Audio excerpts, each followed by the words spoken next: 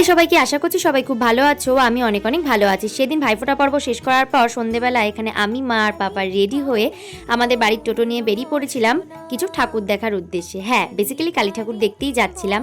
জানি একটা লেট হয়ে গেল ভিডিওটা পোস্ট করতে। যাই হোক, তো ভিড় ঠেলে প্রচণ্ড ভিড়ের মধ্যে চলে যাই বাবুপাড়ায় কালী ঠাকুর দেখার জন্য। সেখানে কৃষ্ণ কালী মায়ের মূর্তি করা হয়েছিল। আর প্যান্ডেলটা তো বাইরে থেকে দেখতেই পাচ্ছ, বলার কোনো ভাষা নেই, অসাধারণ করেছিল। সঙ্গে মায়ের মূর্তিটাও দারুণ। তো যাই হোক, এভাবে ভিড় মায়ের মুখ দর্শন করার পর আমরা প্যান্ডেল থেকে বেরিয়ে পড়ি এবং বাইরে খুব সুন্দর ফাংশন হচ্ছিল। তো সেই ফাংশনটাও খানিকক্ষণ আমি, মা আর বাবা মিলে দাঁড়িয়ে দেখছিলাম। তারপর আমরা টোটো নিয়ে চলে আসি আমাদের বনগাঁর বড় মায়ের কাছে। হ্যাঁ, বনগাঁর বড় মা। তো বড় মায়ের কাছে এসছি, আর প্রসাদ খাবো না এটা তো কখনো হতে পারে না।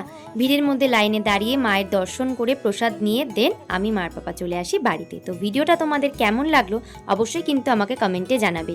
আর ভালো লাগলে like, comment, share and subscribe করে দেবে। বাই।